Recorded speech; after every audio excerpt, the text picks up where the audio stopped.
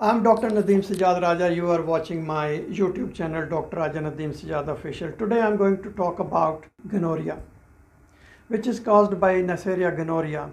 This bacteria is becoming resistant to many antimicrobials.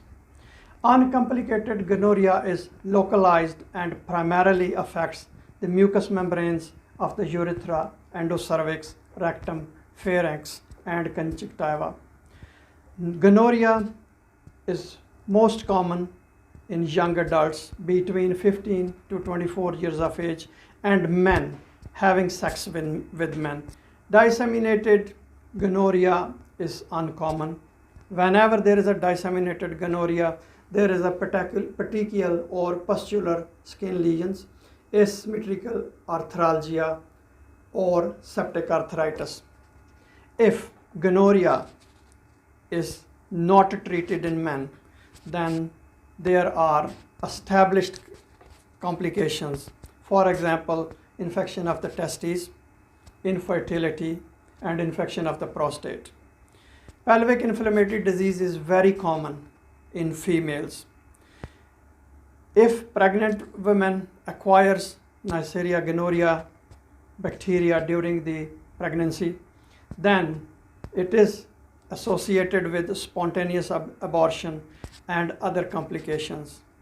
If someone is suffering with gonorrhea, then there are higher chances of getting HIV. The human is the only host, and Neisseria gonorrhea always spread from one person to the other person, either from vaginal, oral, or anal intercourse. And pregnant mothers also pass to their newborn during the birth from the birth canal. So who are at risk of suffering with gonorrhea infection? People who are young, having sex with a new partner, or having multiple sex partners, having sex with someone who is having some sex with other people, has had gonorrhea in the past, or suffering with other sexually transmitted diseases. In men, urethral discharge, either that is white, yellow, or greenish, that is very prominent. And also patient experience burning sensation while passing urine. These symptoms normally appears between 2 to 5 days after getting infected with Neisseria gonorrhea. If testes are involved, then testes are painful and there is a swelling over the testes. 50% females are asymptomatic. Symptomatic patients suffer with dysuria, that means burning sensations during passing urine, or heavy vaginal discharge. These symptoms usually occur within the 10 days after the exposure to Neisseria gonorrhea. Bleeding between the periods, abdominal pain, pain during sex. Men who are having sex with men, and if they acquire Neisseria gonorrhea during the sex, then their rectum is infected and there is a bleeding through the rectum, discharge through the rectum, very itchy, pain when they defecate or when they pass stool, soreness in that area, eye infection, especially newborns when they acquire Neisseria gonorrhea through the birth canal. Eye infection is very common, that is called as ophthalmia neonatum. Joints are also affected, especially young adults. Blood poisoning is very common if in case of disseminated gonorrhea. So how to be safe from gonorrhea? So always practice safe sex, use condom, get sexual partner tested, don't have a sex with symptomatic patient, go for regular screening. Diagnosis is always based on the or suspected on the history, for example, sexual history, sign and symptoms of gonorrhea. If doctors suspect that this could be sexually transmitted infection, gonorrhea, then doctor will examine penis in females, vagina, cervix. They will look for the discharge. They will look for the other signs and symptoms of gonorrhea infection, pelvic inflammatory disease, epididymitis.